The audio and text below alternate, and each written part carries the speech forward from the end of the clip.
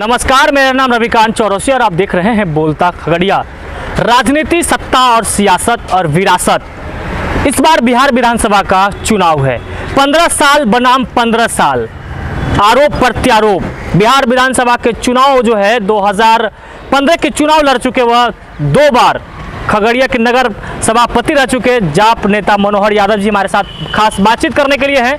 मनोहर जी, सबसे पहले बोलता खगड़िया में आपका स्वागत है।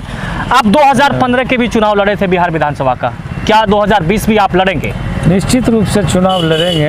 क्या तैयारियां हैं आप लोगों की चुनाव को? तैयारी पूरी है। तैयारी हम लोग जनता के बीच में है। हाँ, और जनता के दुख दर्द के साथ थे। जनता जब कष्ट में रहती है तो हम लोग साथ होते हैं। चाहे लॉकडाउन में गरीबों का बद से बदतर स्थिति, हजारों किलोमीटर चलना, भूखे सोना, भूखे रहना, चाहे बाढ़ की स्थिति हो, अग्नि कांड हो, हम लोग तुरंत वहाँ पहुँचते हैं, तुरंत आम लोगों के दुख दर्द के भागीदार होते हैं। तो यही हम लोग इसी मुद्दे को लेकर जनता के बीच पुनः जाएंगे। 2 धुरी में राजनीति को बिहार का लेके जाया जा रहा है। 15 साल बनाम 15 साल, आप लोग कहाँ हैं? देखिए, ये धोखाधड़ी है।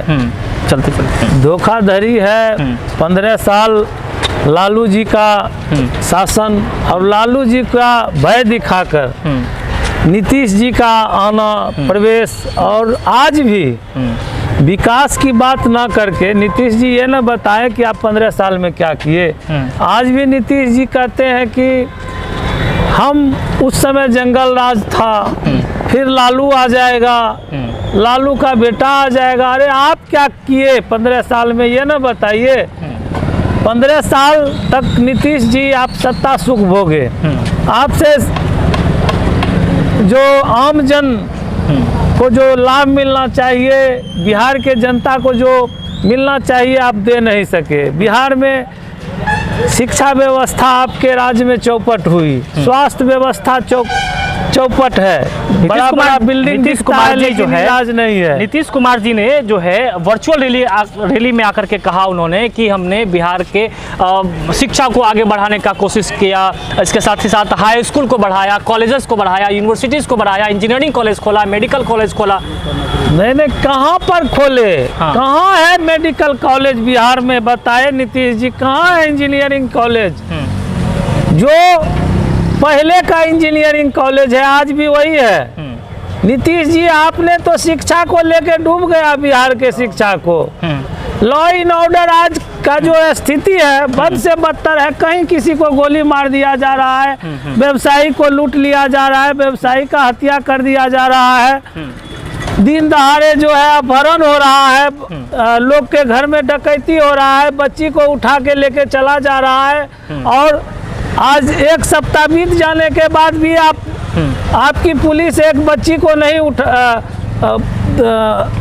ढूंढ पा रही है। क्या मतलब है? क्या है आपका लॉ इन ऑर्डर? क्या यही बिहार है? इसी को सुशासन कहते हैं। बात ये करेंगे कि मनोहर जी, आप एक बात बताइए कि नीतीश कुमार जी ने कहा कि हम बिहार के लोगों को बिहार में ही रोजगार देंगे, क्या लगता है ये चुनावी जुमला है? अच्छा, ये बताइए कि ये बिहार में के लोग को बिहार में रोजगार देंगे 15 साल के बाद? 15 साल क्या किए ये ना बताइए। आप धोखा दे रहे हैं नीतीश जी, आप धोखा दे रहे हैं। नीतीश जी हताश हैं। वर्चुअल रैली में दिख रहा था। रैली में कहीं पर उनका विकास का बात तो हुई नहीं कि हमने ये किया, ये किया, ये किया। कोई ठोस बतावे बात कि बिहार में नीतीश जी ये किए जो दिखता हो लोगों को। आम लोगों को हम दिखता नहीं है। और कहाँ विकास किए? आप जाप में प्रदेश स्तर के नेता हैं, चलिए हम प्रदेश की भी बात किए। अब हम बात करेंगे खगड़िया विधानसभा का। अगर जनता क्यों आपको वोट दे, क्यों आपको जनता चुने? देखिए, खगड़िया का जो जनता है वह जान चुकी है जात के आधार पर वोट देकर, जाति आधारित पार्टी को वोट देकर, और पीछे जनता ठगी सा अपने आप को जो है ठगा हुआ महसूस कर रही है। अभी आप देख रहे हैं शहर से मात्र 7-8 किलोमीटर के दीरा क्षेत्र का करीब 20-22 गांव है, और वहां के लोग अभी आप देखें कि 24 लोग नाव दुर्घटना में डूब गए। बिल्कुल। तो आज़ादी के 74 साल के बाद भी 8 किलोमीटर तक सड़क नहीं बनना शहर से, इससे बड़ा दुर्भाग्य क्या होगा। नीतीश कुमार तो कह रहे हैं कि हर एक गांव को हम मुख्य सड़क से जोड़ दिए। अरे नीतीश जी बहुत कुछ कह रहे हैं, मुंह से कह रहे हैं ना। हाँ। तो आप तो देखे, आप तो रिपोर्टिंग भी किए।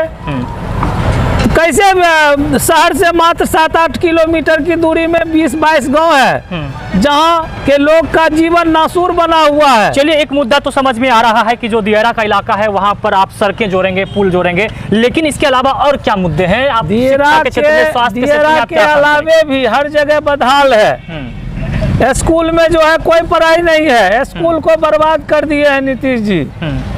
कॉलेज में पढ़ाई नहीं है, अस्पताल में डॉक्टर नहीं है, अस्पताल में इलाज नहीं है। अगर मनोहर यादव विधायक बनते हैं तो फिर स्वास्थ्य सुविधाएं हो या शिक्षा हो या कैसे ये सुदृढ़ हो? मैंने करके दिखाया। मैं 2007 में छात्र जीवन से राजनीति में हूँ और मैं छात्र जीवन के बाद शहर का चेयरमैन बना 2007 से।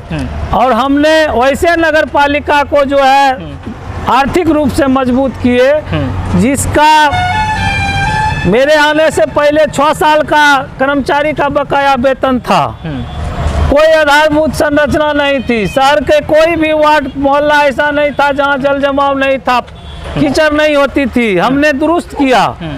कम संसाधन में, कम व्यवस्था में हमने सारे शहर को सजाया। आरोप आप पे भी लगते हैं कि आप भी जो है 2 टर्म रहे, अभी धर्मपत्नी आपकी जो है नगर परिषद में है। विपक्षी जो भी लोग हैं वो कह रहे हैं कि आपके यहाँ पे साफ सुथरा नहीं है, इसके अलावा सड़कें नहीं है। साफ सुथरा नहीं है, किसी के कह देने से नहीं न होगा। भारत सरकार स्वच्छता सर्वेक्षण करवाए और भारत सरकार जो है बिहार में 7वां स्थान नगर परिषद खगड़िया को दिया स्वच्छता के मामले में। तो इससे बड़ा प्रमाण और क्या चाहिए आपको?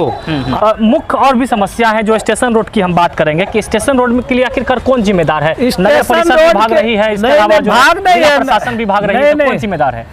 नगर परिषद जिम्मेदार नहीं है और ना ही नगर परिषद इस मुद्दे पर भाग रही है।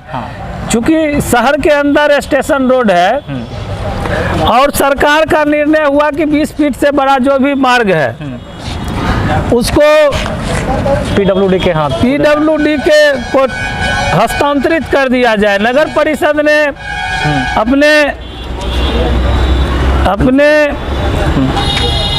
क्षेत्र का जो मार्ग 20 फीट से बड़ा था, सरकार के निर्देशानुसार सबको पीडब्ल्यूडी में ट्रांसफर कर दिया। अब बिहार सरकार की जिम्मेवारी है, पीडब्ल्यूडी की जिम्मेवारी है उस सड़क को बनाने का। और अगर नहीं बना पाती है, स्थानीय विधायक जो है इनको लूट खसोट से मतलब है, विकास से कोई लेना देना नहीं है। नीतीश जी 2 महीना पहले जो है हम पेपर में बयान पढ़े, माननीय मुख्यमंत्री जी कहे कि पीडब्ल्यूडी के पथ निर्माण के जो रिपेयरिंग का वर्क है, निर्माण कार्य है, उसका देख रेख जो है विधायक होंगे। बिल्कुल, विधायक एक तो पहले ये आदेश गलत है। नीतीश जी, क्या आपके बिहार के सारे विधायक बहुत बड़ा इंजीनियर हैं? लिख लो आप पत्थर, 16 दूना 8 विधायक हैं और आप उसको रेलवे रोड का जो है मॉनिटरिंग करने और निगरानी का जिम्मेवारी दे दिए, बिल्ली को दूध का रखवाली दे दिए। भ्रष्टाचार के सिवा कोई इसमें कुछ कर सकता है क्या? हम बात करेंगे कि खगड़िया जैसे हम मनोहर जी बात करेंगे कि खगड़िया जो एक मक्का को लेकर के पूरे एशिया में सबसे ज़्यादा यहाँ पर उत्पादन होती है, लेकिन क्या लगता है मक्का के किसानों को कितना फायदा या क्या उसके लिए प्रोसेसिंग? हम लोग बार बार इस बात को रखे कि एशिया का सबसे बड़ा मक्का उत्पादन का जोन खगड़िया जिला है। बिल्कुल।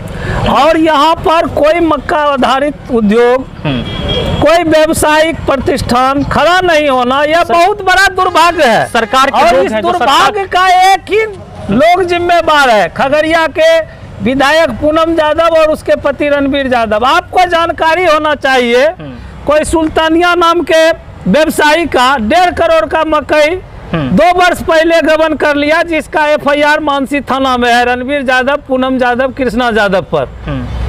तो जो सत्ता में के विधायक है, सत्ताधारी दल के विधायक हैं, मुख्यमंत्री के नजदीक बैठते हैं, व्यवसायी का मक्का लूट लेगा, मक्का बेच लेगा, क्या करेगा व्यवसायी और कैसे खगड़िया में व्यवसाय लगाएगा? आप सत्ताधारी बताइए। लोग तो कहते हैं कि वो मेगा फूड पार्क जो है मानसी में, उसको जो है यहाँ के किसानों के लिए खुशहाली लाएगा। पार्क भी धोखाधड़ी है। हाँ। मेगा फूड पार्क जो है वह धोखाधड़ी, जमीन, किसानों का जमीन हड़पने का एक षड्यंत्र था।